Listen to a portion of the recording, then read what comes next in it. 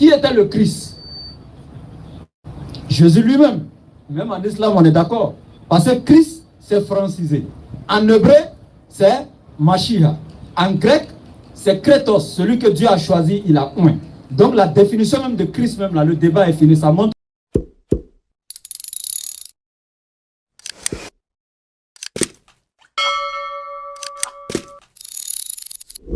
Dans l'autre.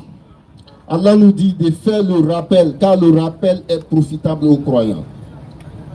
Et Allah nous dit de faire le rappel, car faisons le rappel dans des endroits où le rappel peut profiter. Et nous sommes dans une assise où nous pouvons faire le rappel. Ça peut profiter, n'est-ce pas, aux croyants qui sont déjà dans la foi islamique. Pour renforcer leur foi, pour leur dire, vous êtes dans la meilleure des religions. Comme Allah lui-même le dit dans le Coran. Il a dit, Inna dina indallahi l'islam. Il n'y a pas une autre religion auprès d'Allah qui sera acceptée à part l'islam. Donc, pour venir dire aux frères musulmans, vous êtes dans la meilleure des religions. Il ne faudrait pas que les shubahat vous disent des choses sur le Coran. Non, dans le Coran, on a dit de frapper sa femme. Dans le Coran, on a dit de faire ceci à son esclave. Ne les écoutez pas, parce que le Coran n'a pas été révélé pour des personnes qui n'ont pas le cerveau. Allah dit, le Coran s'adresse aux intelligents, aux doués d'intelligence. À chaque fois qu'Allah subhanahu wa ta'ala parle dans le Coran, Allah dit, Inna fi zalika la ayatin liqawmin ya'qilun. Des gens qui réfléchissent. Si tu sais que tu n'es pas prêt à réfléchir, il ne faut pas ouvrir le Coran pour regarder dedans. Si tu sais que tu n'es pas prêt à accepter la loi divine d'Allah subhanahu wa ta'ala, il ne faut pas ouvrir le Coran pour regarder dedans. Parce que tu vas regarder, mais tu ne vas pas comprendre. Parce que Allah ne t'a pas donné l'intelligence de comprendre. Et toi-même, tu étais dans une disposition qui n'était pas positive à la compréhension du Coran. Et lorsque nous prenons la parole publiquement pour dire, c'est Allah qui est le Seigneur de l'univers, certaines personnes sont choquées. D'où nous venons pour faire l'appel maintenant. Pourquoi nous faisons l'appel? Il y a des non-musulmans qui ne sont pas musulmans parce qu'ils n'ont pas encore compris le message de l'islam. Du coup, nous venons au Figayo. Nous nous promenons dans les rues. C'est pour cela que notre organisation s'appelle la DDR, la Dawa dans la rue.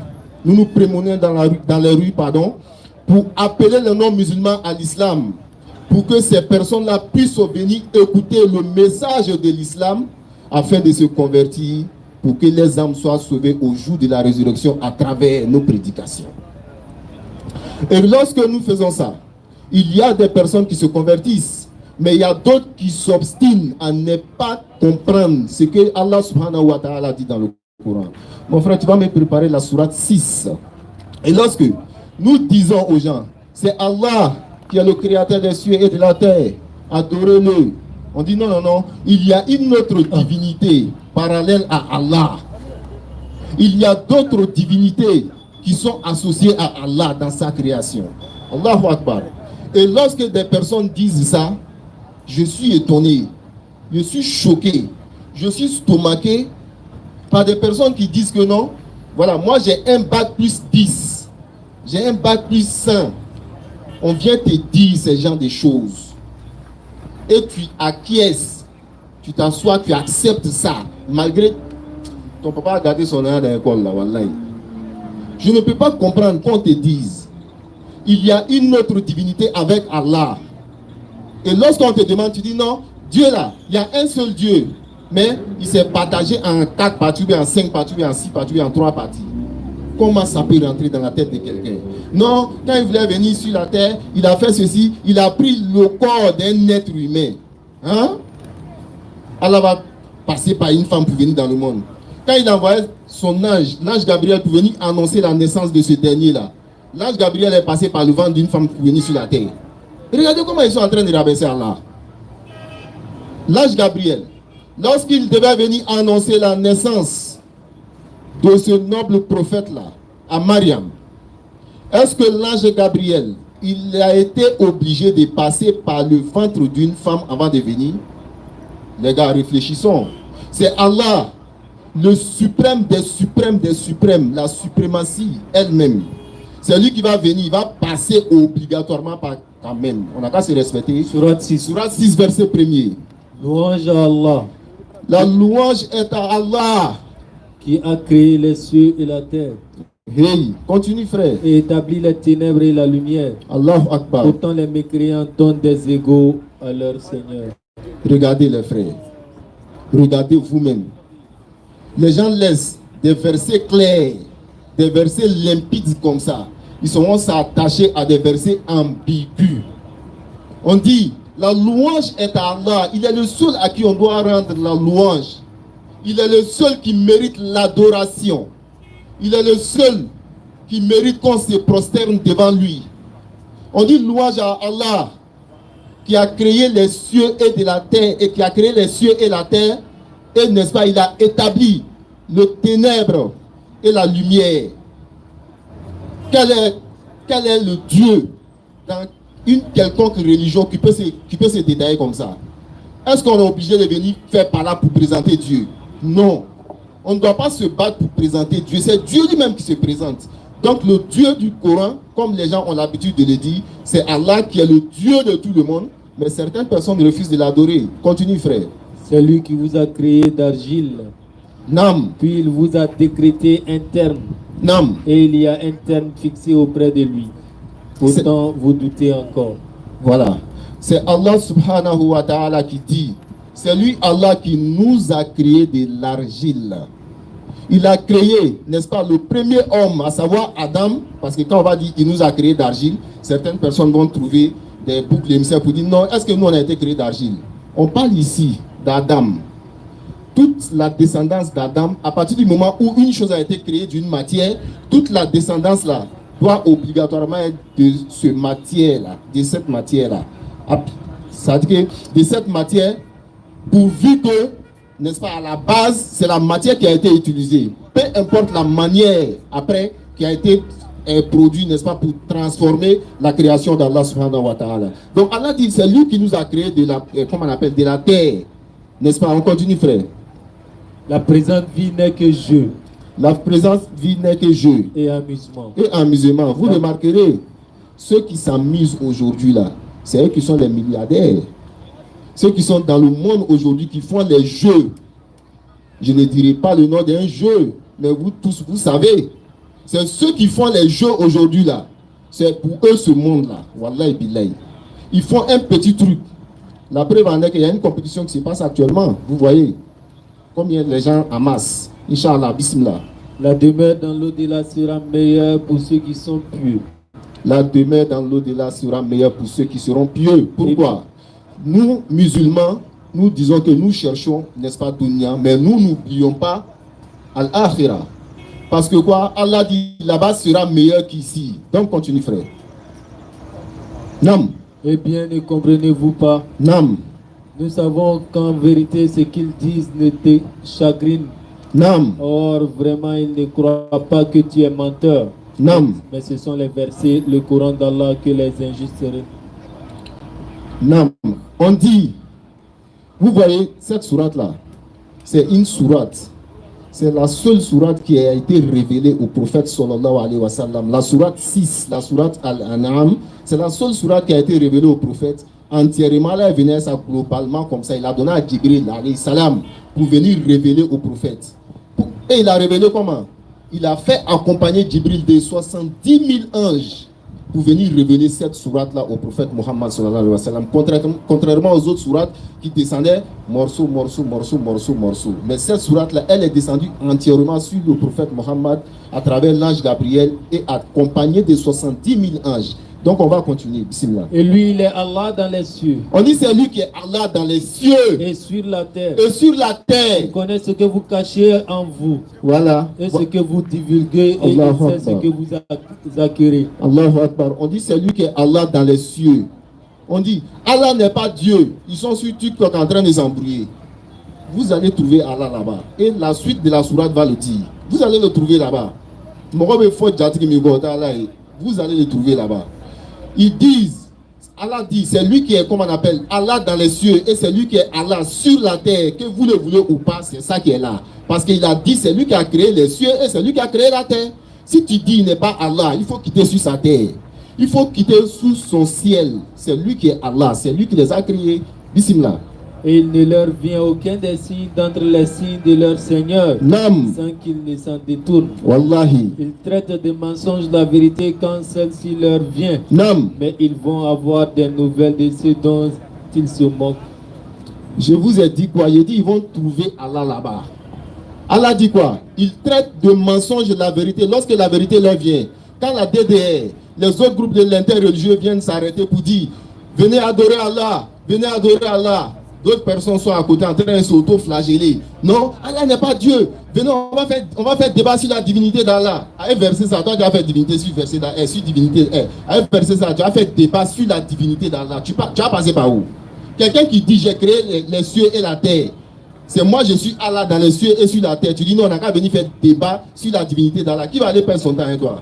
Allah dit discuter avec les gens du livre. Sauf ceux qui sont injustes entre eux. Ceux-là, c'est des injustes. On n'est pas prêt pour faire les débats, pour aller se rabaisser avec ces gens de trucs-là. Alors que nous, on a la preuve qu'Allah subhanahu wa ta'ala, il est le Seigneur des cieux et de la terre. Dans nous, notre livre, et dans eux-mêmes les livres. Bismillah. N'ont-ils pas vu combien de générations avant eux nous avons détruites? Il y a des gens qui pensent que eux, c'est-à-dire ils sont tellement arrivés. Aujourd'hui, ils ont TikTok, ils sont assis devant TikTok en train de dire Allah n'est pas Dieu. Ils ont les vues là, ça les plaît. Parce qu'ils ont amassé de l'argent, ils ont payé des villas, ils ont payé des voitures. Ils sont dans le luxe. Allah dit, ils n'ont pas vu que nous avons fait périr des générations avant eux qui ont, auxquels nous avions donné pouvoir sur terre. Allah les avait donné le pouvoir plus que vous qui êtes là aujourd'hui. Là. Vous pensez que non, vous avez tout. Il y a des générations qui sont passées qui avaient plus que vous. Non. Auxquels nous avions donné pouvoir sur terre bien plus que ce que nous vous avons donné. Non.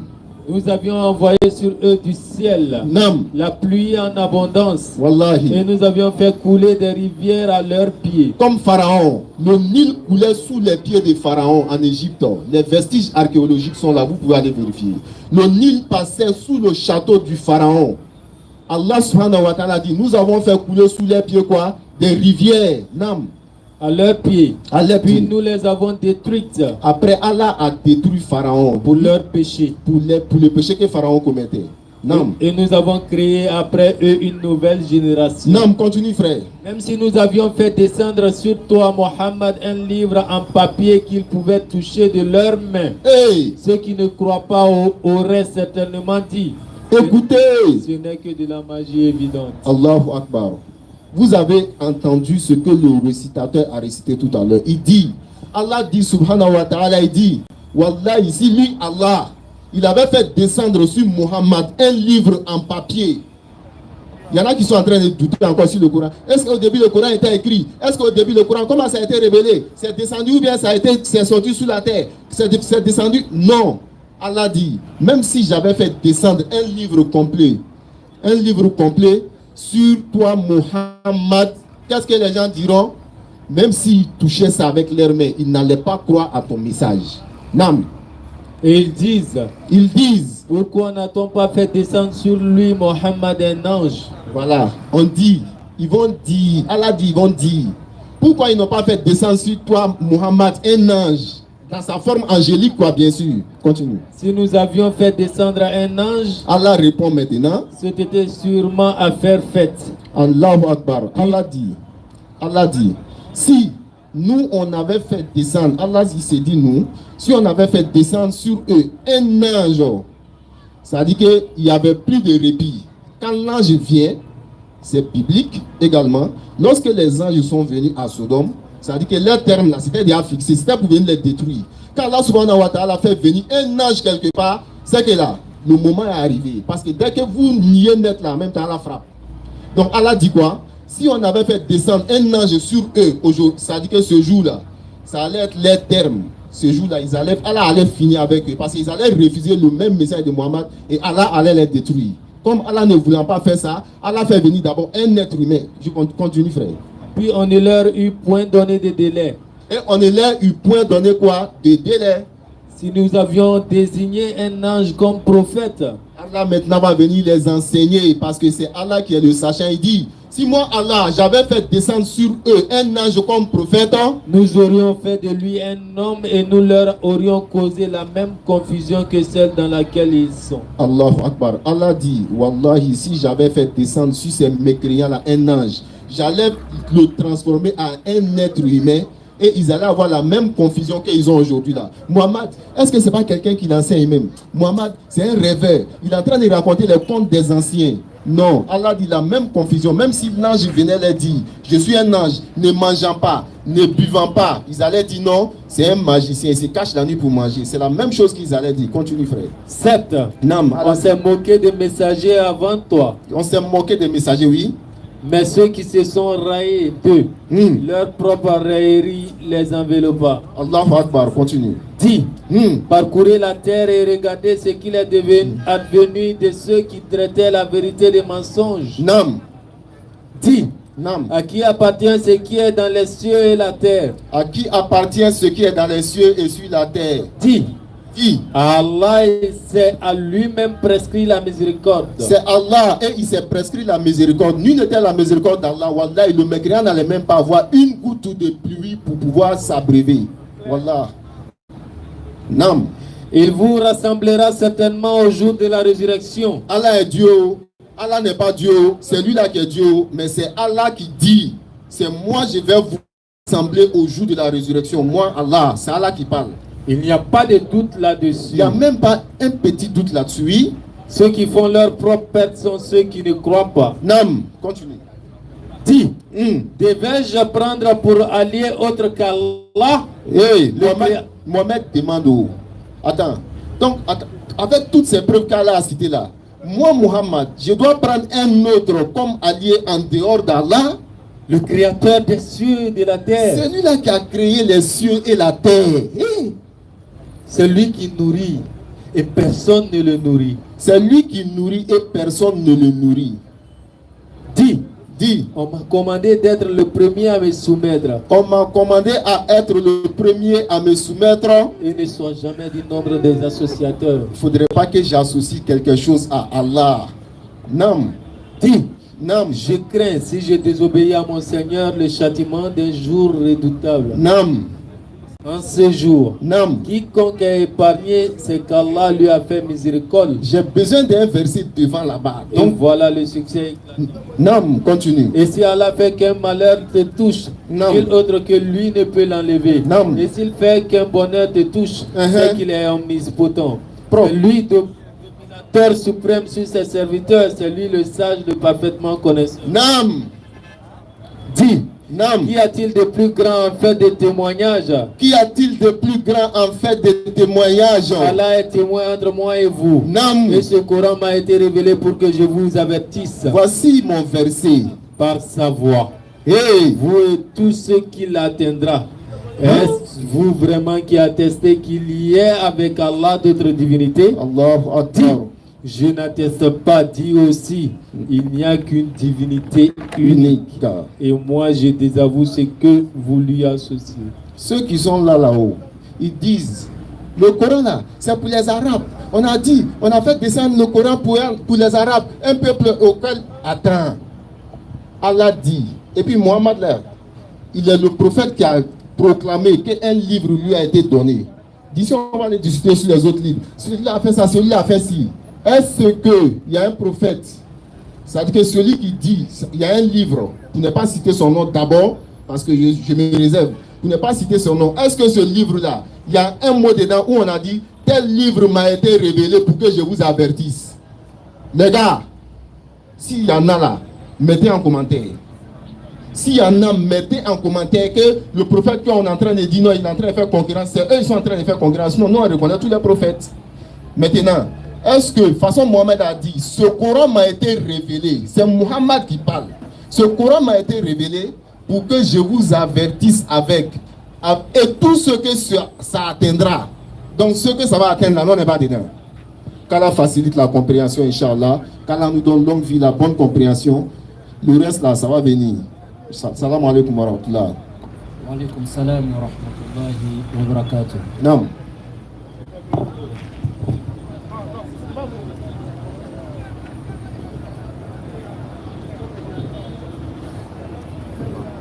وعليكم السلام ورحمة الله. أعوذ بالله من الشيطان الرجيم. بسم الله الرحمن الرحيم. إن الحمد لله الذي نحمده ونستعينه ونستغفره ونعوذ بالله من شرور أنفسنا ومن سيئات أعمالنا. من يهد الله فهو المهتدي ومن يضلل فلن تجد له وليا مرشدا. وأشهد أن لا إله إلا الله وحده لا شريك له. أشهد أن محمدا عبده ورسوله. وصلى الله عليه وعلى آله وأصحابه ومن تبعهم بإحسان إلى يوم يقوم الناس لرب العالمين. نعم. Alhamdulillah, louange à Allah, le maître du temps et des circonstances qui transcendent le temps et l'espace. Allah l'incontesté et l'incontestable. Allah le superlatif, celui qui est dans le transcendantal. Allah qui n'a jamais été l'égal de nul autre, qui n'a jamais été comparable à nul autre, et Allah qui ne sera jamais égalé. Nous implorons sa miséricorde et sa bénédiction infinie sur la meilleure des créatures, le prophète Mohammed alayhi salatu wassalam, celui qui a été envoyé comme miséricorde à l'univers. Nous vous lançons ici la salutation des habitants du paradis, celle-là qu'Allah a placée sur la terre afin que nous nous saluions les uns les autres par elle, qui décolle par la paix, qui transite par la miséricorde et qui atterrit avec la bénédiction seigneuriale. Assalamu alaikum wa rahmatullahi wa barakatuh. Alhamdulillah, comme mon frère le disait de suite là, le débat sur la divinité d'Allah, ce n'est pas d'actualité pour moi. On n'a même pas besoin de s'asseoir autour d'une table pour aborder ce débat. Parce que jusqu'à preuve du contraire, la seule divinité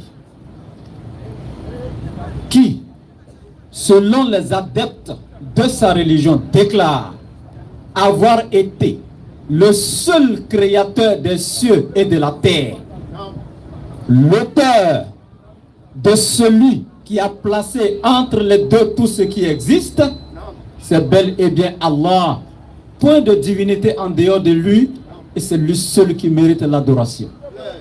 C'est le seul qui a déclaré être Dieu, créateur de toutes choses. En dehors de lui, point de divinité.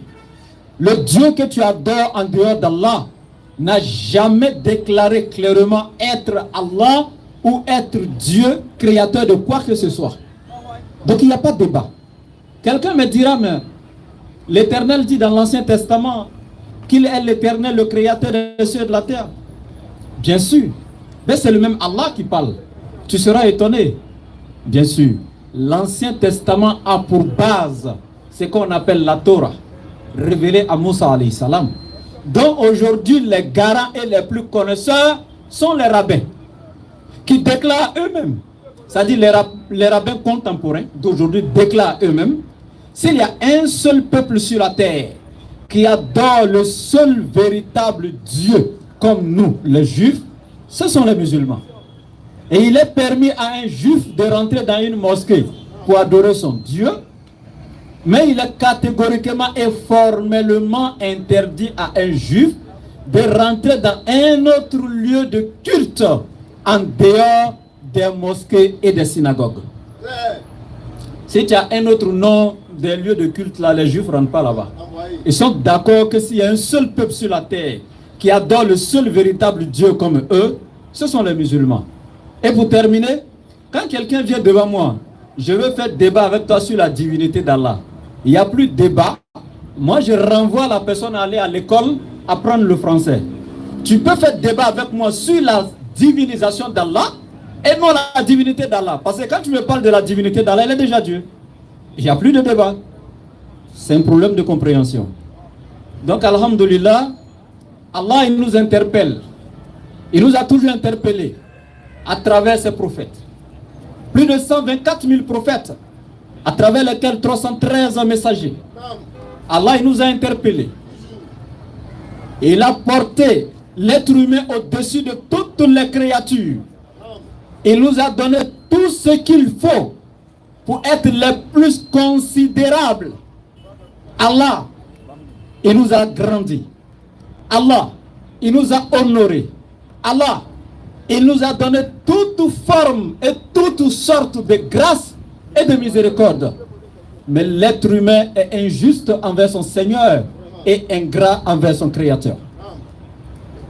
Je vais juste prendre quelques versets de la sourate 16 pour présenter un peu Allah et la grâce qu'il a faite à l'être humain pour que nous puissions réfléchir un peu. Sourate 16, verset 1er. Bismillah. Sourate 16, verset 1er. L'ordre d'Allah arrive. Ne le hâtez donc pas. Gloire à lui. Il est au-dessus de ce qu'on lui associe. Allah, il parle ici dans la sourate 16.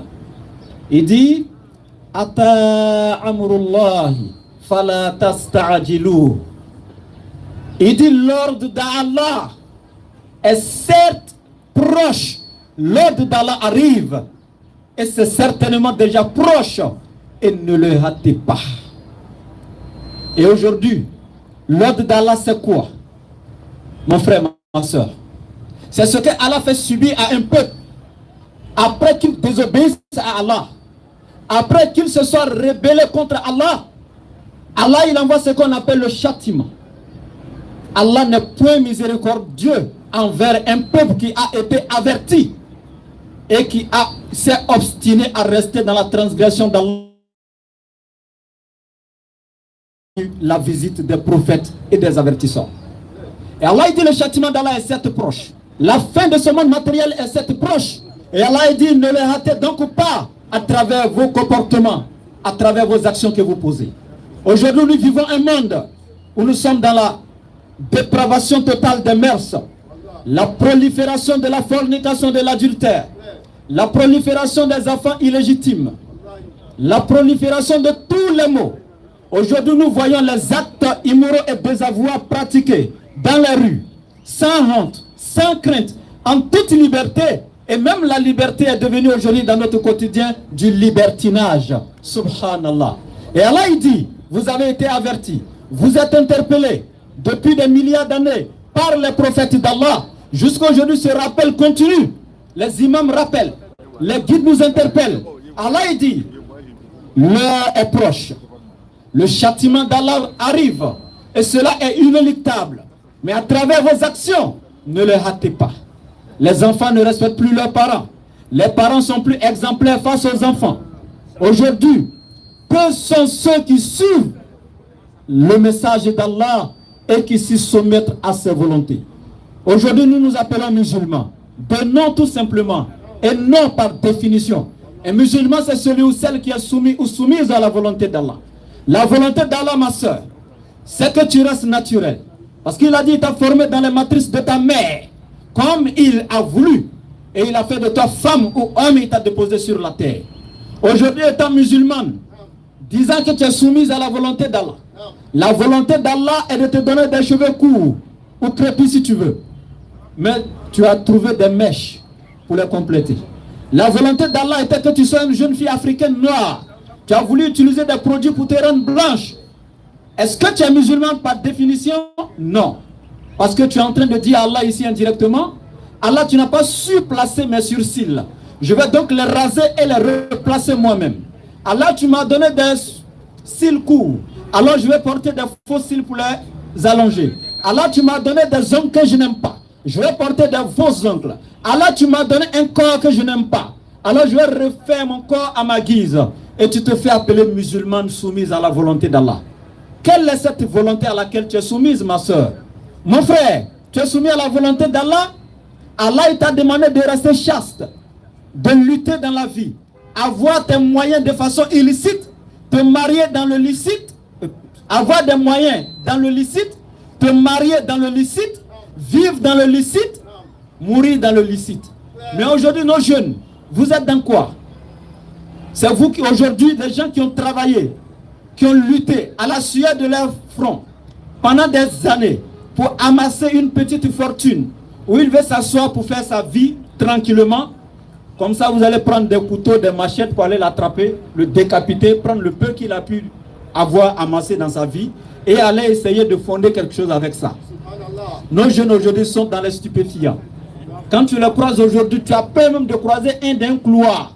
par rapport à son habillement, sa manière de marcher, etc., tu ne vois qu'un danger devant toi. Nous sommes plus rassurés les uns envers les autres.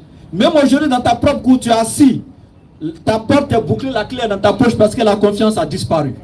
Nous sommes dans un monde dégradé. Un monde qui est rempli aujourd'hui de mots qu'on ne peut pas qualifier. Nous nous appelons musulmans, soumis à la volonté d'Allah. La question qu'on se pose, où est cette volonté d'Allah dont nous nous réclamons? Où est-ce qu'elle est? Parce qu'elle est ni dans nos actes, elle n'est ni dans notre quotidien. Nous ne la pratiquons pas en quoi que ce soit. Donc Allah il dit, n'hâtez pas son châtiment à travers vos comportements. Non? Il fait descendre par son ordre les anges avec la révélation sur qui il veut parmi ses serviteurs. Allah il choisit qui il veut parmi ses serviteurs et il fait descendre la révélation sur lui, tel qu'il a choisi Nuh alayhi salam, Ibrahim alayhi salam, Moussa alayhi salam, Isa alayhi salam. C'est comme ça qu'il a choisi le prophète Muhammad alayhi salatu wassalam et il lui a donné la révélation. La différence entre la révélation que Muhammad a reçue, c'est que sa révélation est dans la forme universelle et parfaite et dédiée à toute l'humanité et il est lui-même une miséricorde pour l'univers. Contrairement aux autres prophètes qui l'ont précédé, ils étaient chacun d'entre eux prophètes miséricorde que pour les peuples respectifs. Leur révélation qui était reçue était donc dédiée à leurs peuples respectifs. Contrairement à Muhammad qui est prophète pour tout l'univers.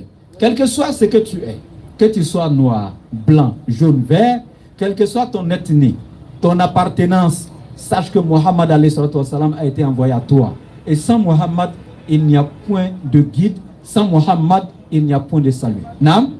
Avertissez qu'il n'est d'autre divinité que moi. Craignez-moi donc. Allah il demande d'avertir qu'il n'y a aucune autre divinité en dehors de lui. Et c'est lui seul qui doit être craint. Nam? Il a créé les cieux et la terre avec juste raison. Il a créé les cieux et la terre avec juste raison. C'est-à-dire avec des preuves palpables, des preuves évidentes, claires aux yeux de tous. Qui peut nier l'existence du ciel? Qui peut nier l'existence de la terre? Tout le monde voit et c'est incontestable. Quand vous dites que ce n'est pas Allah, donnez le nom du vrai propriétaire. Mais s'il y a un seul qui a déclaré que ceci lui appartient et dont il est l'auteur, c'est Allah seul qui le déclare. Vous avez aujourd'hui des grandes puissances dans le monde qui ont les droits de veto, les plus grands scientifiques des pays en plein développement. Mais lequel parmi ces puissances-là a déclaré être l'auteur du ciel, de la terre ou du soleil? Personne. Le seul qui a déclaré, c'est Allah sans ambiguïté. Seigneur des cieux et de la terre. Non. Il transcende ce qu'on lui associe. Allah est au-dessus de tout ce que vous lui associez. Non. Il a créé l'homme d'une goutte de sperme. Et voilà que l'homme devient un disputeur déclaré. Et ce qui est clair, regardez un peu l'être humain. Le jour où tu es rentré dans l'utérus de ta mère, tu n'étais qu'un vide liquide. Un vil spermatozoïde. Tu n'étais rien d'autre qu'un liquide. Faible, sans vie. 120 jours après que tu sois déposé dans l'utérus, Allah t'a donné vie. Et t'a formé comme il a voulu. Certains sortent des triplés, des quadruplés, des jumeaux. Ou peut-être même un. Femme, garçon. Tu peux sortir sourd, muet, aveugle. Tu peux sortir handicapé. Allah il peut te faire miséricorde, tu viens entièrement, etc.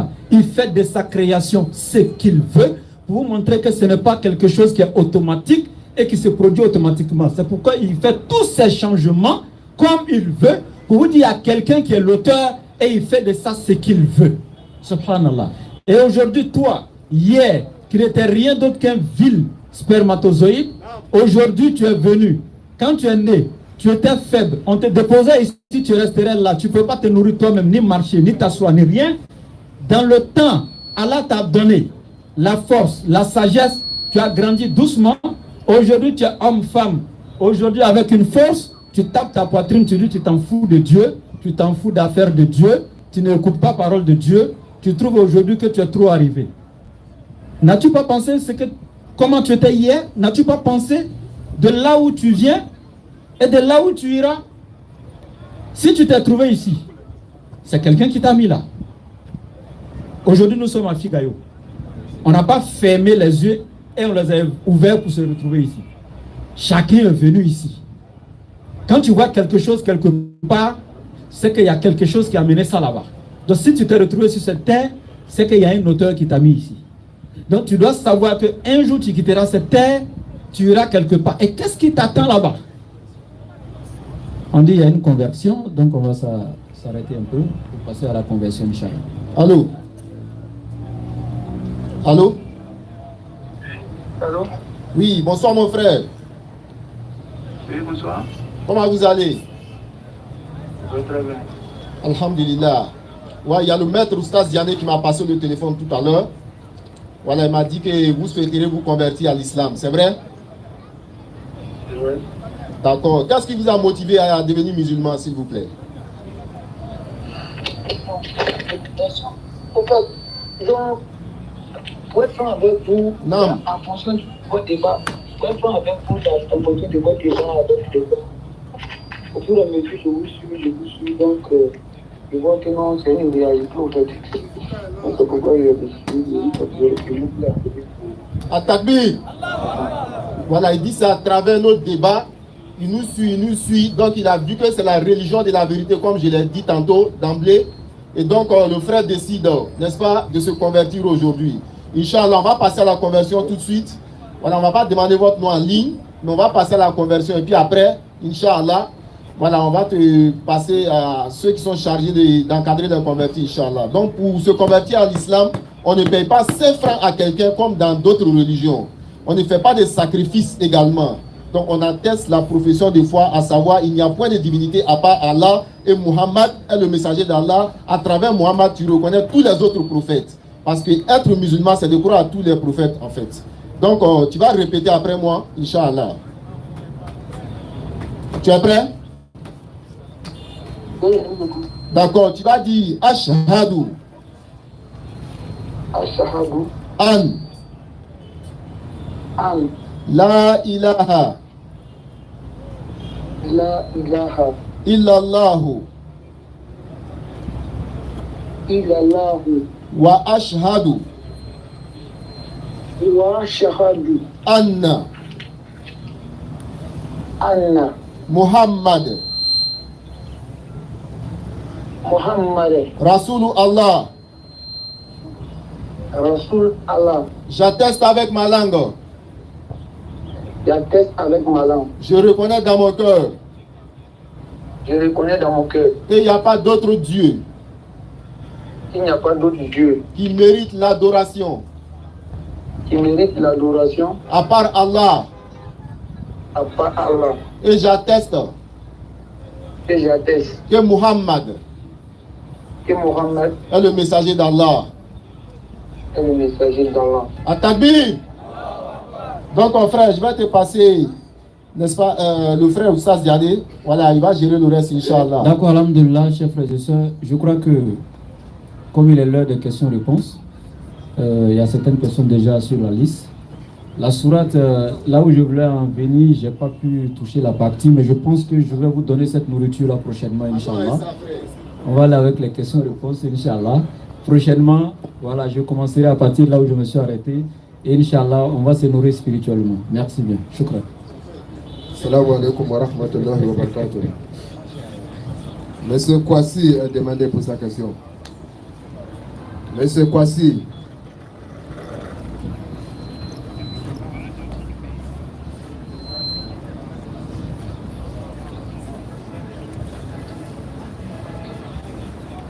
Assalamu alaikum wa rahmatullahi wa barakatuh. Wa alaikum salam wa rahmatullahi wa barakatuh, frère. D'abord, j'aimerais remercier la DDR. Vous faites un travail incroyable, excellent. À chaque fois que je regarde vos débats, je me dis, mais comment vous faites pour vous maîtriser, comment vous faites pour gérer, comment pour vous tirer cette connaissance-là, en fait. Vraiment, Allah vous a béni. Donc, j'aimerais vous remercier pour tout ça. C'est pas vraiment une question, c'est que vous m'aidiez. En fait, j'ai un ami, une connaissance au quartier qui est rentré dans un échange avec moi. Donc, c'était sur la divinité de Jésus. Heureusement que j'avais regardé beaucoup de vos vidéos, donc il a fini par accepter. Mais il m'a dit la prochaine fois, tu vas me prouver où est-ce que Muhammad est annoncé dans la Bible.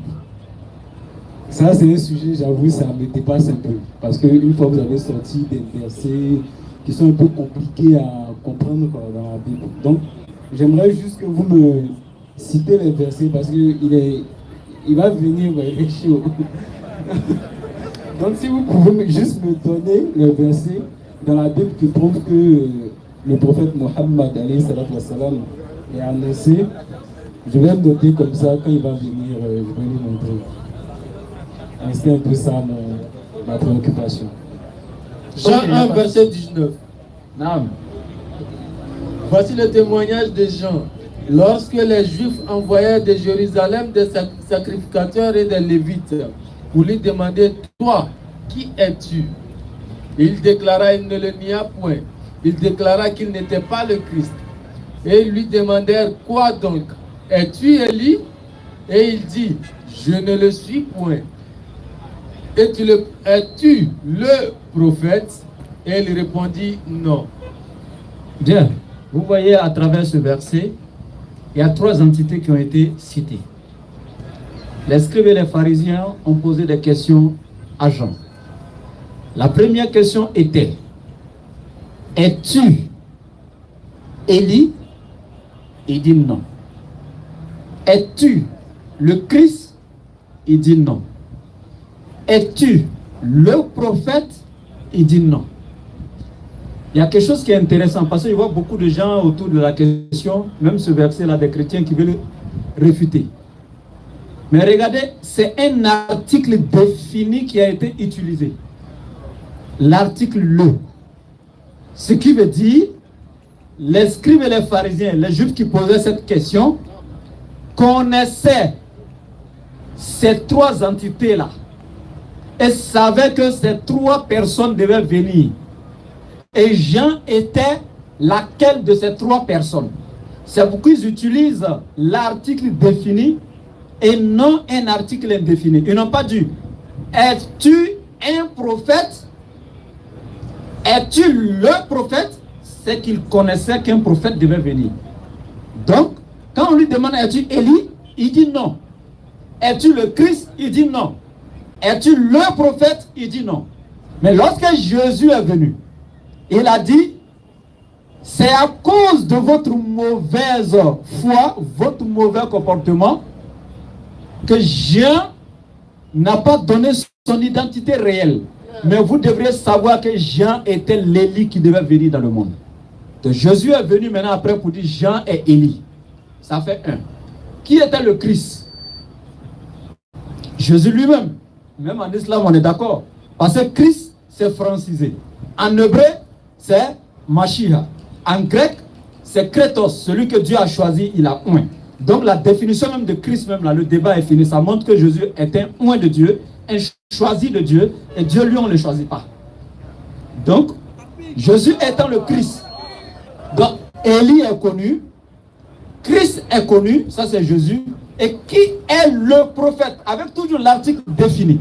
Il savait qu'il y avait le prophète qui devait venir. Si ce sont aussi les 3 prophètes qui se sont succédés les uns les autres, Jean est venu, il était Élie. Jésus l'a suivi, il était le Christ. Qui est venu après Jésus? Donc qui est le prophète? Et on va confirmer. Jean 14, 16. Et moi, je prierai le Père. Et il vous donnera un autre consolateur. Et il vous donnera un autre consolateur. Afin qu'il demeure éternellement avec vous. Afin qu'il demeure éternellement avec vous. Écoutez très bien l'explication que je donne. Avant de laisser la parole à mon frère. Il dit, c'est Jésus qui parle à ses disciples. Et moi, Jésus, je prierai le Père. Et il vous donnera un autre consolateur. Il y a des traductions de Bible. Vous verrez un autre paraclet. Un autre avocat, quelque part d'autre. Un autre défenseur, quelque part d'autre. Celui qui doit vous venir en aide dans une autre traduction même.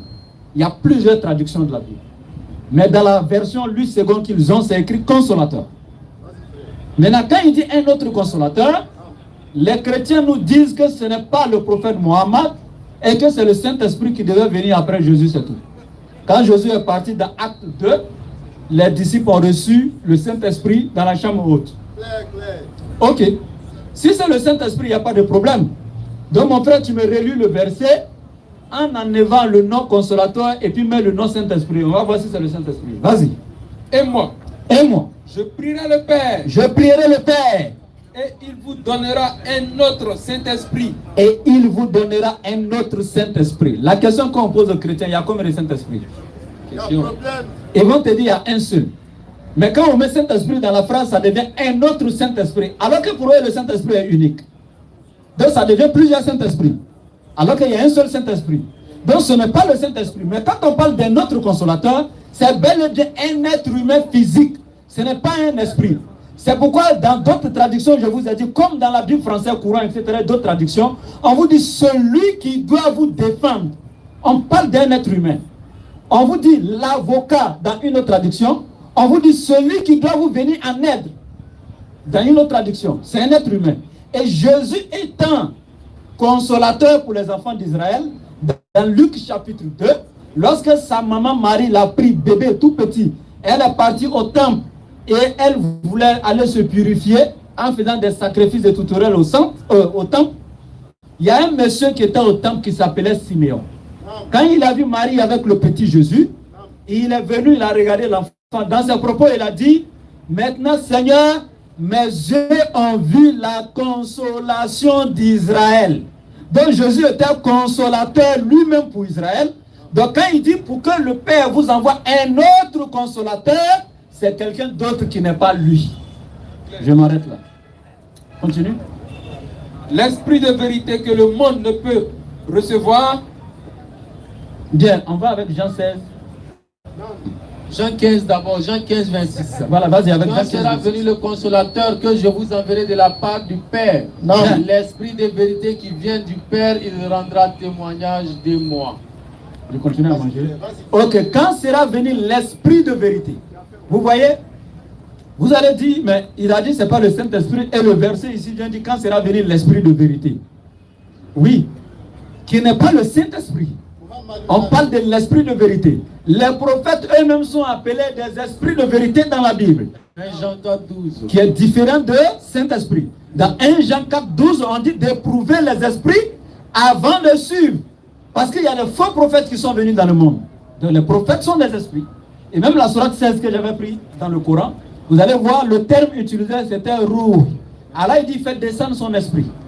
C'est le terme Ruh. Même la révélation est appelée esprit dans le Coran. La parole de Dieu. Donc, ici, l'esprit de vérité, quand il vient, il ne parle pas de lui-même. Et il parle en toute vérité. Et on va dans Jean chapitre 16. Jean 16, verset 7 à 14. Oui. Cependant, je vous dis la vérité. Nam. Il vous est avantageux que je m'en aille. Attends. Jésus dit, parlant à ses disciples, toujours annonçant celui qui doit venir après. Et il dit, il vous est avantageux que je m'en aille. Car, si je ne m'en vais pas, le consolateur ne viendra pas vers vous. Il y a quelque chose qui est intéressant ici. Regardez. Il vous est avantageux que je m'en aille. C'est-à-dire qu'il y a un avantage dans le fait que moi je dois quitter et le successeur vienne. Et quand il y a un avantage dans le fait que Jésus doit quitter et le successeur vienne, c'est que le successeur est plus grand que Jésus. C'est pourquoi il y a un avantage. Et c'est français. Je répète. Il vous est avantageux que moi je m'en aille et que le consolateur vienne. Car, et puis il conditionne, qu'est-ce qui doit se passer pour que le consolateur vienne? Si je ne m'en vais pas, il ne viendra pas. Mais si c'est le Saint-Esprit, le Saint-Esprit était là avant la naissance de Jésus, pendant la naissance de Jésus, après la naissance de Jésus, le Saint-Esprit était là. Pendant le ministère de Jésus, le Saint-Esprit était là. Lui-même de son vivant, pendant son ministère, il a dit à ses disciples, recevez le Saint-Esprit. Donc le Saint-Esprit était là. Mais le verset dit quoi? Jésus dit, il faut que je m'en aille avant que le consolateur ne vienne. Si je ne vais pas, celui-là ne viendra pas. Alors que si c'est le Saint-Esprit, lui il était déjà là quand Jésus était là. Donc ce n'est plus le Saint-Esprit, mais c'est bel et bien le prophète Mohammed alayhi salam. Vous pouvez prendre les versets 13 et suite là-bas où Jésus te dit, il ne parlera pas de lui-même. Et Allah il a dit dans le Coran, le prophète ne parle pas sous le fait de la passion, mais ce qu'il dit est une révélation de la part de son Seigneur. Et Jésus continue en disant encore, il dira tout ce qu'il aura entendu. Mais attendez, si c'est un esprit, est-ce qu'un esprit parle? Il faut parler, il faut avoir une bouche. Est-ce qu'un esprit a une bouche? Est-ce qu'il est physique, un esprit? Est-ce qu'il peut avoir une bouche? Alors peut-il parler? Mais Jésus dit, celui-là, il ne parlera pas de lui-même. Donc il doit parler. Quand le verbe parler s'applique à quelque chose, c'est encore un esprit. Parce qu'un esprit n'a pas bouche, un esprit ne parle pas. Un esprit peut révéler ou inspirer, s'incarner dans un corps, mais l'esprit ne parle pas. Or Jésus a utilisé sur le verbe parler. Donc ce n'est pas un esprit. Et quand il dit encore, il dira tout ce qu'il aura entendu. Un esprit n'a pas d'oreille pour entendre. Non. Donc, et quand vous prenez la Bible, traduction anglaise, je termine là-bas, c'est clair que ce n'est pas un esprit. Parce que pourquoi? Dans la Bible anglaise, pour ceux qui ont vu les pronoms personnels sujets en anglais, quand on parle d'un être humain, à la troisième personne du singulier, il y a le terme qui est utilisé. Quand on parle d'un esprit ou autre chose, parce que quand c'est un être humain, c'est H-E, on utilise qui est he. Mais quand c'est it, c'est que c'est une chose. Mais dans la traduction anglaise, ils ont utilisé quoi? Le he pour dire que c'est un être humain et non le it pour dire que c'est un esprit. Merci. Alhamdulillah. Voilà. Alhamdulillah. Salut ton frère. Alhamdulillah. Et puis il faut aussi dire que, lorsque l'Éternel Dieu annonce la prophétie d'un prophète, ce prophète-là, l'Éternel Dieu ne le mentionne pas par son nom. C'est-à-dire qu'il n'est pas mentionné par son nom, c'est-à-dire dans la Bible, je parle de la Bible. Il n'est pas mentionné, il n'est pas nommément cité. Vous allez remarquer que dans l'Ancien Testament, par exemple, dans Ésaïe, chapitre 61, verset 1 et suite, l'Éternel Dieu a fait une prophétie là-bas. Et lorsque, on peut lire le verset, Ésaïe 61, premier. L'Esprit du Seigneur, oui, l'Éternel est sur moi, car l'Éternel m'a oint pour porter de bonnes nouvelles aux malheureux. Oui. Il m'a envoyé pour guérir ceux qui ont le cœur brisé, pour proclamer aux captifs la liberté, et aux prisonniers la délivrance, pour publier une année de grâce de l'Éternel et un jour de vengeance pour notre Dieu. Alors, bismillah. Donc, pour te dire quoi? Pour te dire, l'Éternel Dieu là, cette prophétie-là va se réaliser dans le Nouveau Testament. Dans Luc chapitre 4, verset 34 et suite. Luc 4, Non. verset 15 et suite. Non. Et il enseignait dans les synagogues et il était glorifié partout. C'est Jésus quoi. Quand il est arrivé là, l'autre là c'est dans l'Ancien Testament Ésaïe. C'est le prophète Ésaïe qui était en train de prophétiser. Maintenant quand Jésus est venu dans le livre de Luc, maintenant Jésus, il était en train d'enseigner dans les synagogues et les lieux de culte. Non. Et il s'est rendu à Nazareth où il avait été élevé. Non. Et selon sa coutume, il entra dans la synagogue le jour du sabbat. Et il se leva pour faire la lecture. Il se leva pour faire la lecture, oui. Et on lui remit le livre du prophète Ésaïe. On lui a remis maintenant le livre du prophète Ésaïe qui avait prophétisé quoi? L'arrivée de quelqu'un qui va venir, qui va ouvrir les yeux des aveugles, qui va guérir les malades, etc., etc. Donc, on va lui donner le même livre. L'ayant déroulé, il a déroulé le livre. Il trouva l'endroit où il était écrit l'Esprit du Seigneur est sur moi, parce qu'il m'a oint pour annoncer une bonne nouvelle aux pauvres. Il m'a envoyé pour guérir ceux qui ont le cœur brisé, pour proclamer aux captifs la délivrance et aux aveugles le recouvrement de la vue, pour renvoyer libres les opprimés, pour publier une année de grâce du Seigneur. Ensuite, il roula le livre, le remit aux serviteurs et s'assit. Tous ceux qui se trouvaient dans la synagogue avaient les regards fixés sur lui. Alors il commença à leur dire, aujourd'hui, cette parole de l'écriture que vous venez d'entendre est accomplie. D'accord. Lorsque l'Éternel Dieu était en train de prophétiser dans Isaïe, est-ce qu'il a dit nom de quelqu'un? Maintenant, quand l'Éternel Dieu veut prophétiser un prophète dans le livre d'Ésaïe, dans l'Ancien Testament par exemple, il ne dit pas le nom du prophète, mais il donne les caractéristiques du prophète. Lorsqu'il va venir, voici les œuvres qu'il va accomplir. Voici les œuvres qu'il va accomplir. C'est pourquoi Jésus-Christ, lorsqu'il est venu, il a commencé à accomplir ces œuvres-là, ces miracles-là. Il a commencé à les faire à travers, n'est-ce pas, la grâce de Dieu. Parce qu'il ne les faisait pas lui-même, mais il invoquait Dieu à chaque fois. Lazare en est, n'est-ce pas, une preuve palpable. Lazare, pardon, en est une preuve palpable. Donc, je dis quoi? Quand il donne les caractéristiques de ce prophète, quand le prophète vient, il commence à faire ces œuvres-là. Et lorsqu'il finit de faire ces œuvres, comme Jésus-Christ l'a fait, qu'est-ce qu'il a dit? Il a roulé le livre, parce que les gens s'attendaient à un autre passage dans le livre d'Ésaïe, parce qu'ils pensaient que non, il allait dire non, c'est moi, on a dit, on a percé mon côté, on a fait ceci. Jésus dit, quand il a fini, il a roulé, il a déposé. Maintenant, les gens le regardent, ah, mais il n'a pas dit, c'est que nous on a il n'a pas dit ça. Jésus dit, aujourd'hui, cette parole que vous avez lue dans les Écritures là, cette parole-là s'est accomplie aujourd'hui. Ce sont les œuvres, les caractéristiques qu'on donne au prophète. C'est ce qui révèle que non, ce passage-là parlait du prophète. Et le prophète Mohammed, lorsqu'il est venu, Jésus a dit, il ne parlera pas de lui-même. Il dira tout ce qu'il aura entendu et il vous annoncera des choses à venir. Surat 53, le verset 3 et suite. Surat 53. Nam. Verset 3 et suite. Wa najmi iza hawa. Nam. Ma dalla sahibukum wa ma gawa. Nam. Wa ma yantiqu anil hawa. Le Coran confirme. In huwa illa wahyun yuha. Le Coran Parle-toi là son déclin. Nam. Votre compagnon ne s'est pas égaré, n'a pas été induit en erreur. Nam. Et ne prononce rien sous l'effet de la passion. Ce n'est rien d'autre qu'une révélation inspirée. Donc, bismillah. Donc, je termine avec un petit truc. Les gens qui sont sur les réseaux, sur TikTok là-bas, qui s'intéressent aujourd'hui au kitab de l'islam là, les histoires des hadiths, Bukhari, Muslim, etc. Du courage à vous. On souhaite que vous venez apprendre l'islam. Mais seulement, j'ai profité là-bas pour vous donner une réponse dans ce que le jeune a dit.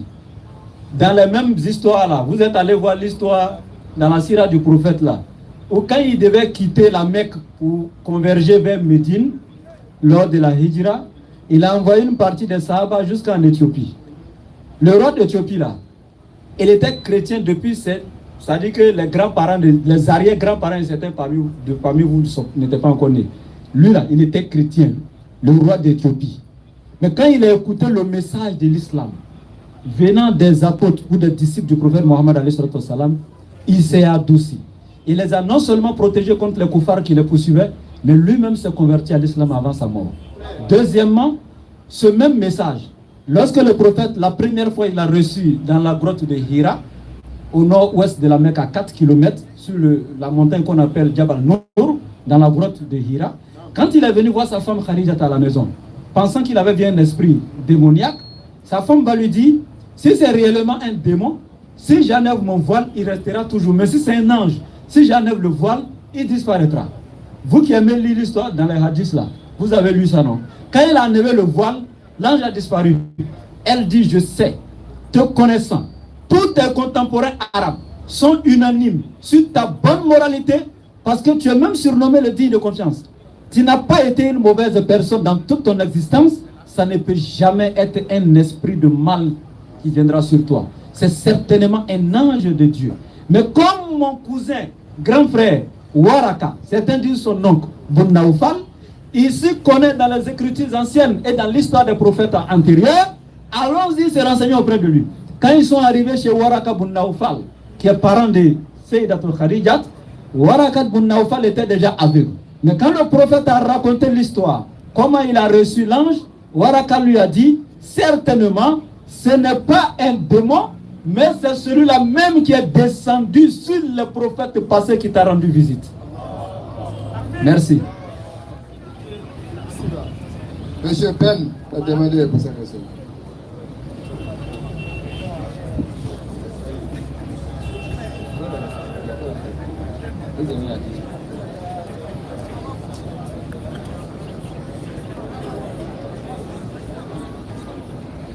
Alors, salut à tous, salutations partenaires à tous. Voilà, moi j'ai une question que je voulais poser un peu. Pour en ce que je sache, quand on dit Allah, c'est Dieu en arabe, n'est-ce pas?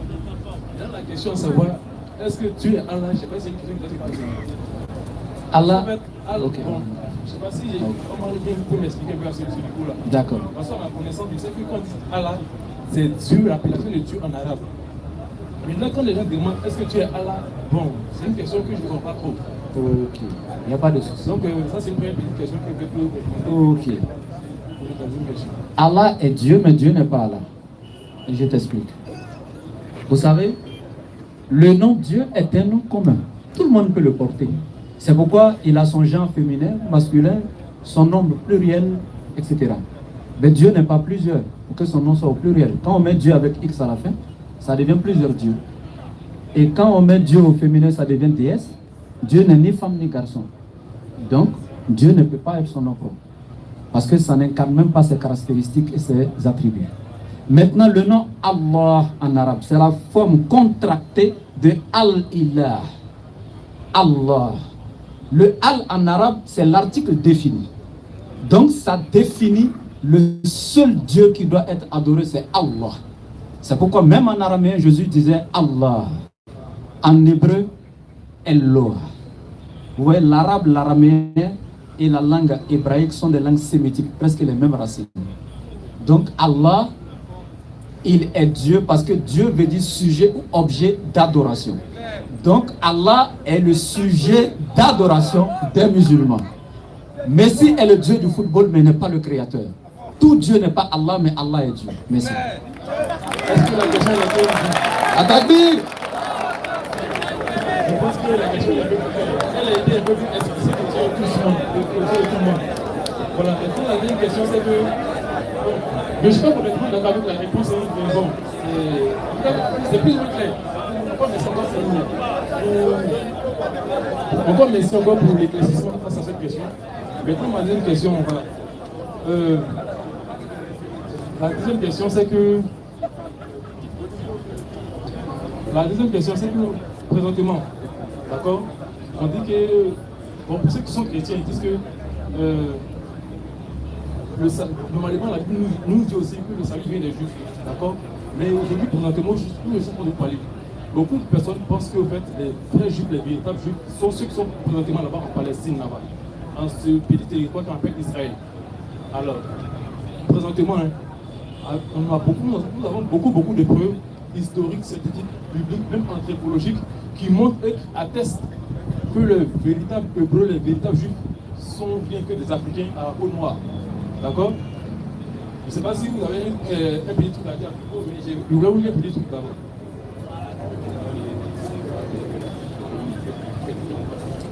Ok, je ne sais pas qui l'écrit, mais bon. Les gens du paradis, c'est écrit ici, je crois bien que ça a juste bien, je ne sais pas trop. Les gens du paradis sont aimables, beaux, blancs, les cheveux longs et les yeux enduits de col. Ils ont 33 ans et ils sont d'image d'Adam. Ils font 60 coudées. Bon, je crois même dire que ça allait dire ça. La question, c'est quoi au juste? Non, d'après c'est ma question. Est-ce que, selon l'islam, est-ce qu'il n'y a pas de nouveau paradis? Compte tenu de D'accord, je vous explique. Je vous explique. Selon l'islam, non, il n'y a pas de problème. Est-ce qu'il n'y a pas de noix au paradis? Bien, en islam, j'ai dit ici dans mon introduction, écoutez très bien, j'ai dit dans mon introduction que le prophète Mohammed, contrairement aux autres prophètes qui l'ont précédé, son message est la forme parfaite et universelle. Lui, il est venu pour tout le monde. Et c'est le seul prophète qui s'arrête lors de son dernier serment, son serment d'adieu sur le mont Arafat. Et il dit en ces termes: La fadla li arabiyya ala ajamiyyi, wala li ajamiyyi ala arabiyyi, wala li aswad ala al-a'mar, wala li a'mar ala al-aswad illa bi taqwa, wa khayrukum indallahi atqakum. Et dit: un arabe ne sera jamais supérieur à un non-arabe, ni un non-arabe supérieur à un arabe, ni un blanc supérieur à un noir, ni un noir supérieur à un blanc, que par la piété. Et le meilleur d'entre vous est celui qui craint Allah le plus. Donc déjà, le prophète, pour montrer, ça dit que le caractère universel de sa mission, a placé tous les êtres humains au même pied d'égalité. Noirs, blancs, arabes, non arabes, tout le monde est la même chose pour Dieu, sauf celui qui craint Dieu le plus. Maintenant, parmi ses disciples, il y avait même des noirs. Bilal était un Africain noir. J'explique. Je viens. Non, je t'explique. Bilal était un Africain noir. Et le prophète alayhi salam a été clair. Lors de son voyage nocturne, lors de l'ascension, il a entendu les pas de Bilal au paradis. Donc, est-ce qu'un Africain ira au paradis? Le prophète a confirmé ça. Bilal de son vivant, le prophète a attesté qu'il a entendu les pas de Bilal au paradis. Et il a même dit, Bilal sera comme son chauffeur au paradis, celui qui tiendra la corde donc, de son chameau au paradis. C'est une manière de parler aussi. Voilà, c'est parabolique. Donc, les Noirs iront au paradis parce que le message de l'islam est venu jusqu'à pour les Noirs aussi, parce que c'est un message universel. Le Noir qui croit en Dieu, en son prophète Mohammed qui a accompli la loi de Dieu, il ira au paradis. Maintenant, ta question, est-ce que le prophète est africain ou pas? Non. Je répète encore. Pour établir son caractère universel, depuis même avant sa naissance, Allah a fait de sorte que son arrière-grand-mère, Hajar, appelée Agar, était égyptienne noire. Elle était égyptienne noire, la fille d'un pharaon d'Égypte noire. Elle, c'est l'arrière-grand-mère du prophète parce qu'elle a eu pour fils Ismaël et c'est d'Ismaël qu'est sorti une partie des Arabes jusqu'à le Kourachites, etc., arrivé au prophète alayhi salam. Il a été allaité par une femme noire, Alimatou qui venait de Saadia. Elle était noire. Elle a allaité le prophète pendant 4 ans. Elle était noire. Il a été encore élevé par une vieille femme après le décès de sa mère qui s'appelait Oumoul Aïman, qui était noire. Est-ce que le prophète lui-même était noir? Non. Merci. En tout cas, il était notre cousin parce qu'il a tété le lait d'une femme noire, donc il devient notre frère par alliance. Ok, bon. Je pense à tout ça, mais je ne suis pas satisfait. Hein. Parce qu'il y a des problèmes. Ouais, bon. Oui, parce que moi, comme ça, c'est dit. Oui, je pense ça comme ça, parce qu'en fait, je ne suis pas content de la vie. D'abord, il n'y a pas de problème. Non, parce qu'en fait, c'est votre droit. C'est votre droit. Même le prophète de qui on parle, oui. Même Allah qui a envoyé son message, tout le monde n'est pas satisfait d'Allah. Bon, d'accord. Merci. Ok. C'est votre droit. Et puis, bon, parce qu'en fait, présentement, là, il y a des recherches que nous faisons, voilà. Donc, je souhaiterais, mais pourquoi c'est pas les recherches, s'il vous plaît, moi j'ai une petite question. Les recherches, vous les faites en tant que qui? Chrétien, musulman, kémite, en tant que qui? Il n'y a pas, c'est pas que. C'est pas que. Oui, après, chercher, il revient. D'accord, il n'y a pas de souci, cherchez. Et bon, parce qu'en fait, moi, personnellement, ça me dérange. Du fait qu'on n'a pas la possibilité chez nous en Afrique d'adorer Dieu dans notre langue, et puis dans la langue étrangère, ça me fatigue au fait. Donc il y a beaucoup de balais sur ça que j'ai dans la tête qui me fatigue. On a des milliers de. Il n'y a pas un continent sur le monde là qui a plus de langues chez nous les Africains. D'accord? Mais comment c'est vrai que nous, on n'appelle pas Dieu dans notre langue africaine ici? En Sénoufo, en Bété, en Tula, en Malinké. Mais pourquoi c'est en langue arabe qu'on appelle Dieu? Donc voilà, ça ce sont des trucs ce sont des questions qui me viennent à l'esprit quoi. Alhamdulillah. Mon frère, tu m'excuses, hein? Voilà pourquoi on adore Allah en arabe. Je vais te donner un petit exemple. Voilà, pour ne pas aller loin avec toi, je vais te donner un exemple terre à terre. Tu sais, nous les Africains, là, nous on n'a pas, bon, jusqu'à preuve du contraire, peut-être que c'est maintenant. Je vais t'amener dans un domaine, le domaine des arts martiaux. Voilà, le domaine des arts martiaux que je connais bien. Voilà, je vais te donner le nom d'une discipline japonaise qu'on appelle le Wado-ryu. C'est un dérivé du Shotokan, du Kendo et de l'Aïkido. Cette discipline-là, dont je suis pratiquant, bien sûr, dans cette discipline-là, quand vous partez apprendre les décomptes là, ça se fait en japonais. Est-ce que tu comprends? Je te donne un exemple tout pourquoi. Quand on veut compter là, quand on fait les mouvements, on compte les mouvements, on dit ich, ni, san, i, go, achi, ichi, ru et ju. On compte comme ça. Et les noms des mouvements sont en japonais. Mais est-ce que pour autant, les Ivoiriens refusent de pratiquer cette pratique-là pour dire non, comme ce n'est pas dans notre langue, comme ce n'est pas nous, les sadiques, le Ukewaza, par exemple, ou bien le Gedan Bare, comme on dit ça en japonais, donc du coup, nous, on ne peut pas pratiquer.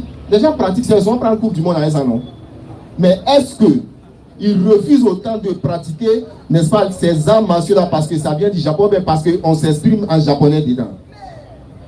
Non, les gens la pratiquent parce qu'ils aiment la chose, ils se donnent l'obligation d'apprendre le japonais ou d'apprendre à parler en japonais. Quand on dit Gedan Barré, c'est un blocage. Tu peux dire en français blocage. Mais si tu vas dans une compétition internationale, tu dois t'arrêter. Blocage en bas, blocage en haut, éliminé à la maison.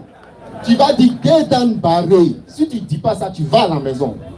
Voilà, c'est les Japonais qui ont créé les choses, ils ont mis leur nom dessus. Dans la compétition, ce n'est que la langue japonaise qui est pris en compte pour pouvoir faire les décomptes, n'est-ce pas, des mouvements.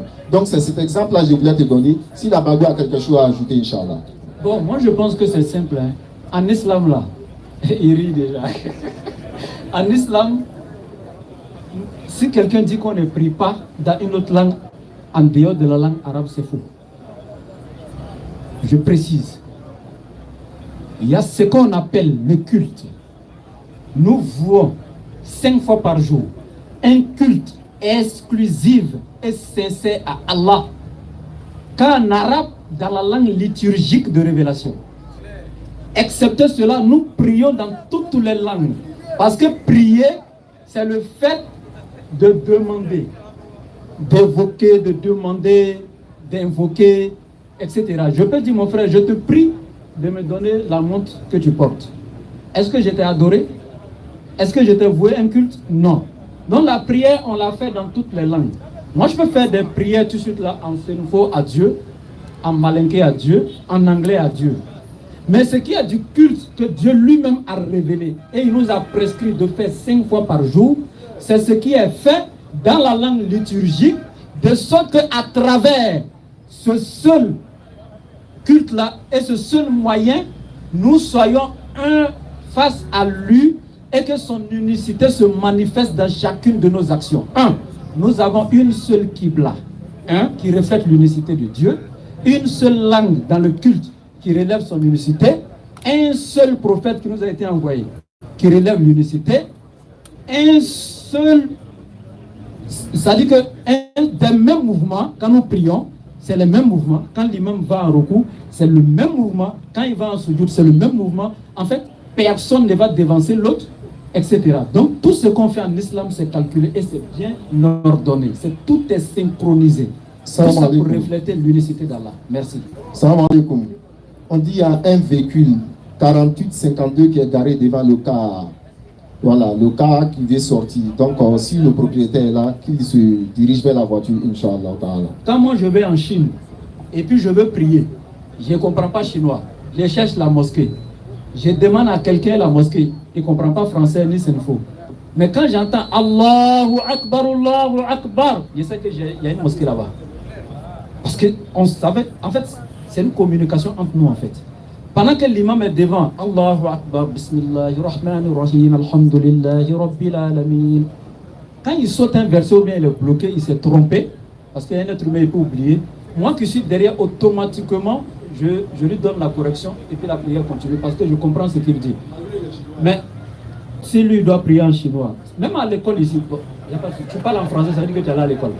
Quand tu étais à l'école là-haut, pourquoi les professeurs, dans la classe là, il y a Senfo, il y a Doula, il y a Bété, il y a Baoulé, pourquoi on n'a pas chaque professeur dans la langue de l'autre pour nous enseigner le cours ensemble?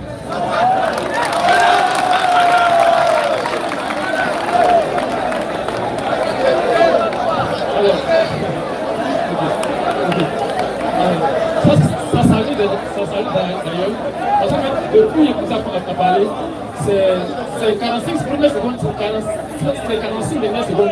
C'est là que vous avez dit quelque chose de comme franchement, ça salue encore, merci bien. Voilà.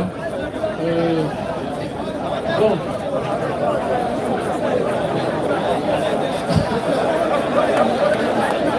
Vous voyez, ce sont les questions que vous avez personnelles comme ça, généralement, parce que, oui. S'il vous plaît, excusez, est-ce que les questions que je pose, est-ce que ce sont des questions connes? Vous voyez, elles ont lieu à être posées au fait. Voilà. Parce que, en spiritualité, bon, en religion plutôt, parce qu'en fait, beaucoup de personnes font la religion, mais beaucoup de personnes font de la spiritualité. Mais en religion, d'accord, il ne faut pas mélanger les questions, c'est que le torchon, d'accord? Ce sont des questions de tout de bord. Ce sont des questions de vie ou de mort. Du coup, faut être pertinent dans ton propos, pour aller droit au but. Il ne faut pas seulement donner des réponses à peu près qui sont, voilà, qui peuvent aller un peu dans le sens des points que nous arrange. Voilà. Donc, bon, encore merci bien, parce qu'en fait, j'ai fait des passages. Voilà, j'ai pas eu le temps de me préparer comme c'est vrai. C'est un colis que j'ai dû prendre. Encore merci bien, voilà. Merci à toi, nous sommes très contents également. L'islam, c'est ça, de partage. Merci bien. Attends, tu ne veux pas devenir musulman, viens encore. D'accord. Il n'y a pas de problème, viens comprendre ta religion. Monsieur Ali a demandé pour sa question.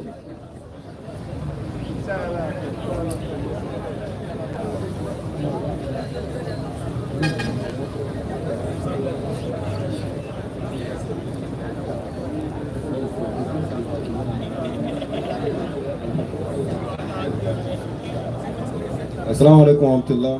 Wa alaikum salam wa rahmatullahi wa barakatuh. Bon, ma question est de, est-ce que c'est dégradé en islam? S'il vous plaît, la voiture là, on a annoncé ici, je sais pas, 56 combien? 56 32. Le véhicule 56 32 WW est demandé, s'il vous plaît. Il y a le cas qui veut sortir. Voilà. Peut-être aussi qu'il n'est pas là, on ne sait jamais. Ok, vas-y. Donc, bismillah. Bon, je voulais savoir si c'est dégradé, c'est interdit en islam, c'est haram ou bien... C'est quoi? C'est dégradé en fait. Dégradé, ça veut dire... La coiffure, c'est dégradé. C'est sa question, peut-être qu'il n'a pas bien formulé la question. Alhamdulillah, voilà, le frère pose la question quoi. Voilà, il pose la question de savoir, c'est-à-dire se coiffer, n'est-ce pas, vous laissez beaucoup de cheveux au milieu de sa tête ici, et puis voilà, raser les côtés, tout ça là. Et si c'est interdit par l'islam? Voilà, donc on s'est interdit. Voilà, tu te dis comme quand même ta tête comme ça là, c'est interdit. C'est à quoi ça va poser la question? Voilà, donc si tu veux faire, si tu veux te coiffer par exemple là, tu fais ça au même niveau en fait. Voilà, faut pas mettre les fantaisies qui n'ont pas d'importance. Toi-même, en âme et conscience, si tu vas quelque part, par exemple, tu vas aller voir une personne noble, ou bien le président de la République comme ça. Est-ce que tu vas avoir les coiffures bizarres sur ta tête pour partir? Non, mais alors qu'on rentre avec ça dans la mosquée. Si le président de la République est quelqu'un d'important pour nous, combien de fois Allah subhanahu wa ta'ala qui a créé les cieux et la terre, qui est le maître suprême du président même de la République, combien de fois on doit le respecter? Donc nous-mêmes, notre image d'abord là, ce n'est pas bien. Parce que généralement, ce sont les gens qui sont je dirais pas dans le showbiz, hein, voilà, mais ce sont les gens qui sont en tout cas dans le monde en fait, qui font ces genres de coiffures là. Sinon, tu vois, voilà, comme on le dit dans l'allée, c'est les gens de l'allée qui font ces genres de coiffures là. Sinon, nous, musulmans, en tant que musulmans, tu veux t'habiller, tu t'habilles décemment, tu veux te coiffer, tu te coiffes décemment, et Allah nous ordonne de marcher sur la terre avec humilité. Même le fait de marcher, le musulman doit marcher avec humilité. Merci. Ok, juste... Pourquoi j'ai posé la question même? S'il te plaît, un petit truc. Je sais... Attends. Tu savais, ou bien tu avais déjà entendu, mais tu voulais te rassurer avec nous, c'est ça? Je voulais me rassurer. C'est pourquoi je riais. Je riais pas de la question, mais je sais que tu savais. Mais tu voulais quand même que l'on dise. Il n'y a pas de problème, vas-y. Bon, ben, je vis des ustaz, on peut dire des ustaz qui nous font la prière devant nous. Et même ils ont le même Hey! Attends. Non, ne riez pas, hein. Ça c'est grave. J'ai dit.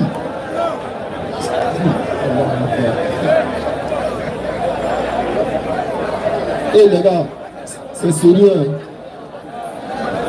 Voilà, c'est sérieux. Donc, bismillah. Une minute, les gars, s'il vous plaît. Voilà, je vous interpelle. Non.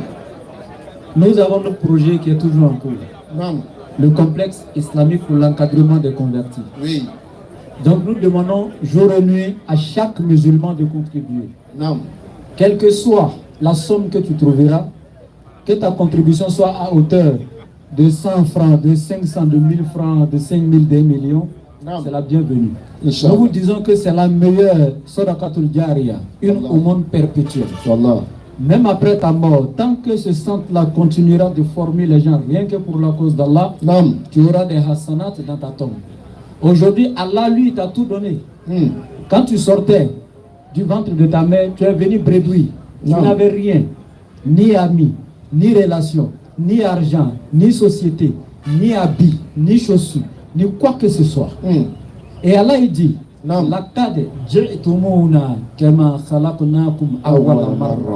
certainement, prenez tout en cela, vous retournerez à Allah tel qu'il vous avait créé la première fois.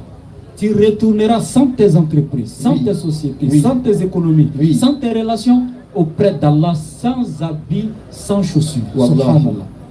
Alors mon frère, ma soeur, ce que tu donneras à Allah et pour la cause d'Allah aujourd'hui, c'est ce que tu as investi que tu récolteras dans l'au-delà demain.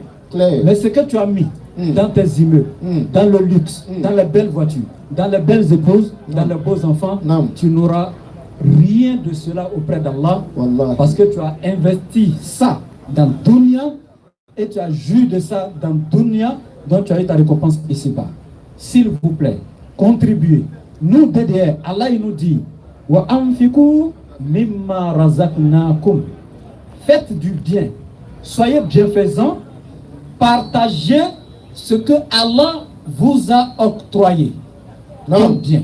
Alors nous là, Allah ne nous a pas donné assez d'argent. Le peu de connaissances qu'il nous a donné, c'est ça, nous on a décidé de partager avec vous. Et nous on vous demande en retour le peu qu'Allah vous a donné en moyens financiers. Aidez-nous à construire un complexe pour encadrer ces milliers de convertis que nous sommes en train de convertir à l'islam. Aujourd'hui on en a converti un, vous êtes témoin. Mais ils seront encadrés comment? Et vous êtes responsable devant Dieu. Dès que ce message vous atteint, dès que vous entendez cet appel et que vous avez au moins quelque chose pour pouvoir subvenir aux besoins de vos enfants, jusqu'à garder un peu à côté, le peu que tu as gardé à côté, dès que ce message t'atteint, ça devient devoir pour toi de contribuer. Sinon, Yaoumul Kiyama, Allah il va te demander pourquoi les convertis étaient dans la rue, pourquoi ils n'ont pas été encadrés, ils sont retournés dans la main du shaitan, parce que vous n'avez pas participé à construire le lieu qui va les encadrer et les protéger dans leur foi. Donc nous on a déjà fait notre part pour ne pas être interrogé par Allah. Pourquoi on a eu une petite connaissance, on n'a pas sorti les gens des ténèbres à la lumière. Vous aussi, si vous avez les moyens, Allah vous posera les questions. Pourquoi vous avez été interpellé de financer dans la cause d'Allah et vous n'avez pas fait? Donc nous vous demandons, les contacts sont affichés donc sur la description de la page. Que ce soit l'Orange Money, le Wave, Move Money, MTN Money, tout est affiché donc dans la description de la page. Ismaël Akaï au Stade Diané officiel.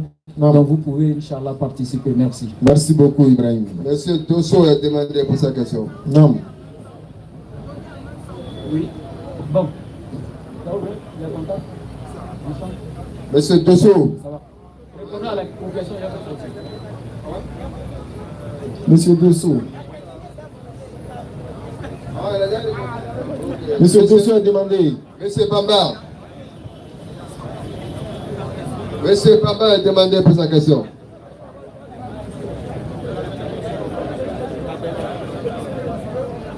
Ok, donc je profite pour donner les contacts directement. Je donne les contacts directement. Nous avons ici Orange Money et en même temps Wave. C'est-à-dire le numéro est Orange Money et Wave en même temps. C'est le plus 225, le 07 47 32 04 55. Je répète, le plus 225, le 07 47 32 04 55. Nous avons maintenant le MTN Money et qui est en même temps Wave également.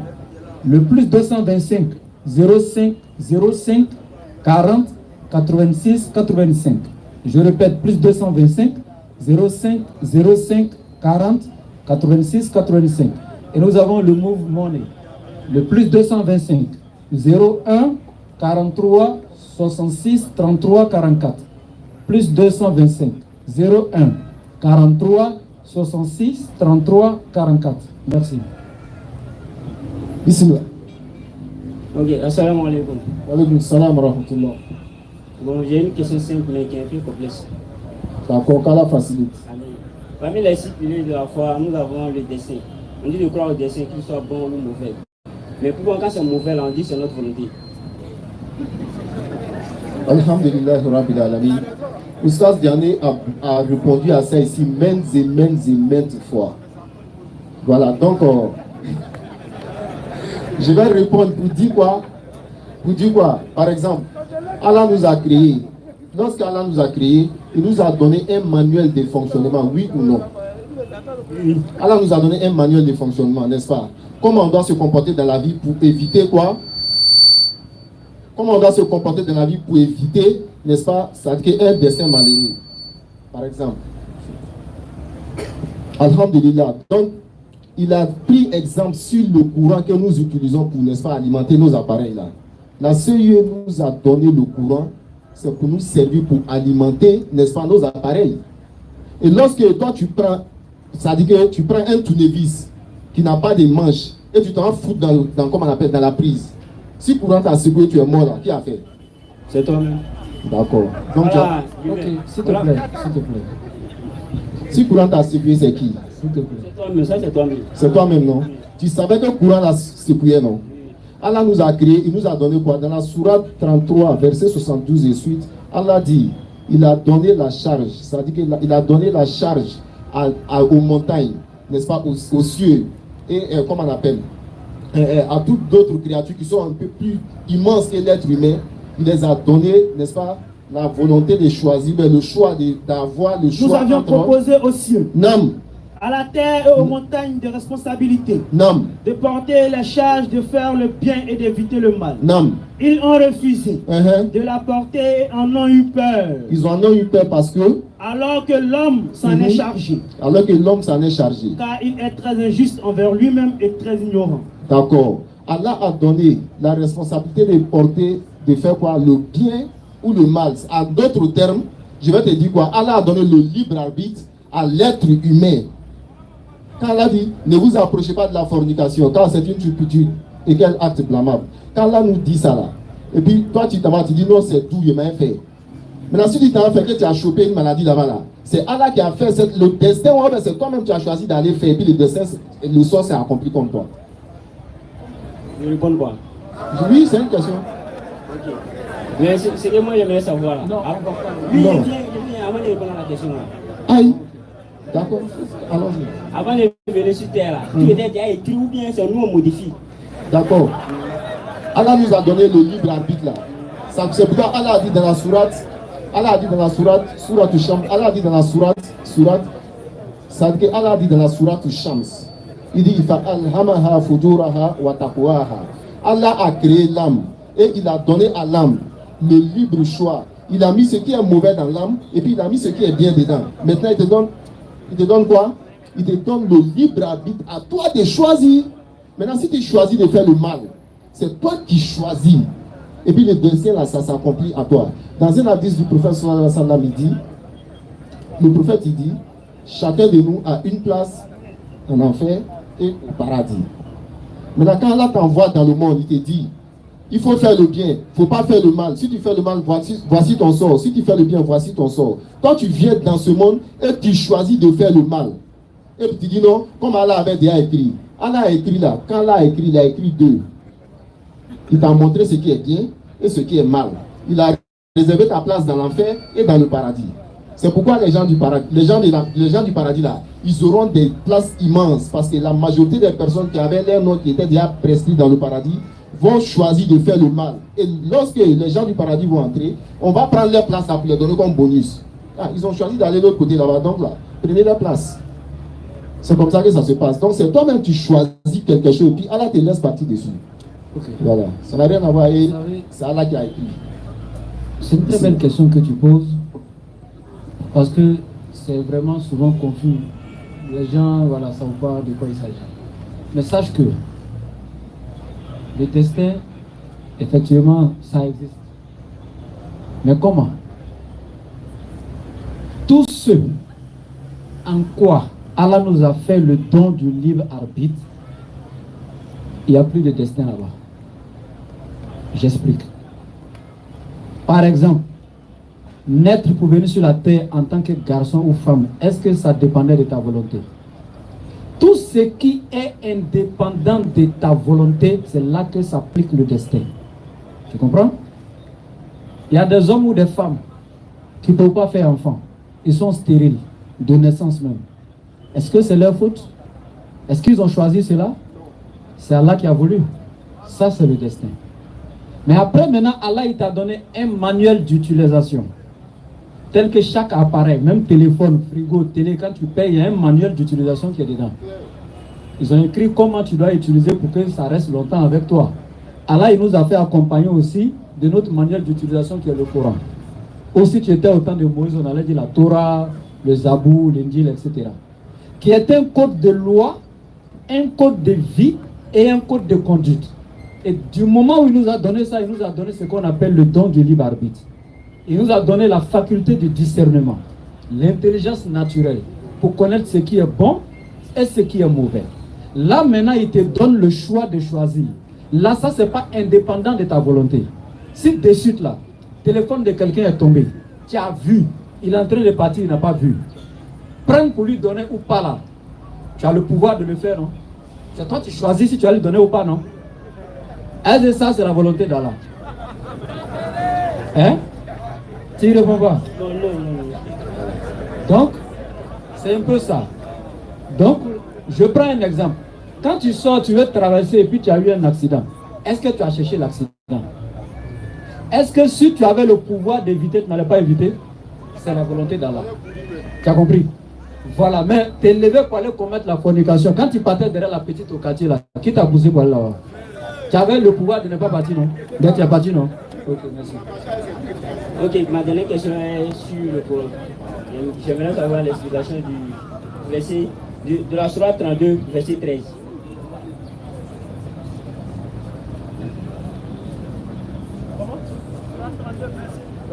32, verset 13.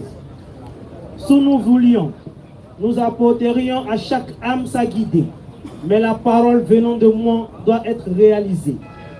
J'emplirai l'enfer de djinns et d'hommes réunis. La question, c'est quoi? Tu veux une explication? Si nous voulions, nous aurions guidé. Vas-y, rappelle la partie. Nous aurions guidé tous les êtres humains, c'est ça? Voilà, le problème c'est ça, c'est la problématique même. C'est-à-dire que comme Allah dit, il avait le pouvoir de guider tout le monde, mais pour toi, il a laissé certains aller en enfer alors que lui pouvait les guider. C'est ça? Donc naturellement, là, serait injuste. C'est comme un adulte. Non, j'explique. C'est comme un adulte, tu vois l'enfant aller vers le feu et puis tu le laisses. S'il va se brûler, c'est qui? C'est toi l'adulte. On va aller doucement, tu vas comprendre. Ce qui me plaît, il y a une parole de Jésus, il a dit, celui qui ne comprend pas les choses terrestres ne peut pas comprendre les choses célestes. Tu es allé à l'école? Merci. Un professeur, il est assis, il a pris le temps pour donner tous les cours aux élèves. Ce qui est bon, ce qui n'est pas bon. Il a donné tous les cours aux élèves, tel qu'Allah a fait à travers les prophètes qui sont comme les professeurs. Maintenant, il nous met en examen, comme tel que le procès fait des interrogations avec vous. Vous testez, n'est-ce pas? Ok. Allah il nous met en examen maintenant dans notre quotidien. Il nous a déjà enseigné ce qui est bien, ce qui est mauvais. Il va voir ce qu'on va faire. Le professeur, quand les élèves sont en examen, et puis il passe dans les rangées, il regarde à droite, il voit que X a bien travaillé, hein, il est en train de mettre des bonnes notes. Il regarde Y, il voit que les réponses sont fausses. S'il donne les bonnes réponses à Y, est-ce qu'il n'est pas injuste envers X? Mais il a vu, non? Ben il a laissé, non? Pourquoi il a laissé?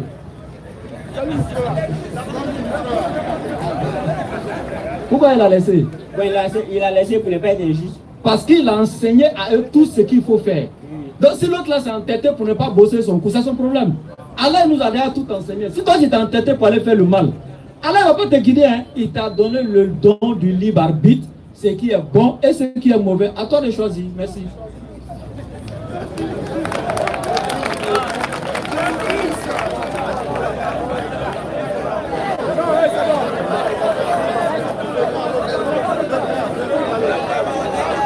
D'accord, salam alaikum wa rahmatullahi wa barakatuh. Je vais être très rapide, Inch'Allah. Ma question se situe au niveau du poids du bracelet pour un homme. Parce que lorsque je lis le Coran, partout où Allah subhanahu wa ta'ala parlait du fait qu'il va nous honorer pour nous emmener au paradis, il a parlé du fait qu'on sera paru, n'est-ce pas, des bracelets et de tout ce qui va avec. Maintenant, pourquoi c'est interdit? Il y a plusieurs de nos imams, lorsque tu portes bracelet, dit prends boba, nous sommes venus. Pourquoi? Voilà, c'est là un peu ma question. Et puis, une explication de la dernière sourate, du dernier verset relevé, n'est-ce pas, au prophète Mohammed sallam, mes deux incompréhensions, Inch'Allah. Alhamdulillah Rabbil Alamin.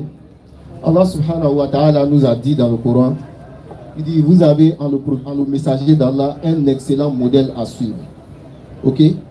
Donc, quand nous avons en le prophète d'Allah un excellent modèle à suivre, c'est le prophète Muhammad sallallahu alayhi wa sallam qui nous dit, tout homme qui, n'est-ce pas, porte des parures pour ressembler à une femme, cet homme-là, il y a la malédiction d'Allah sur lui. Tu as compris? Quand tu es homme, et puis tu portes des parures, des habits des femmes, ou bien des parures, des chaînes, etc.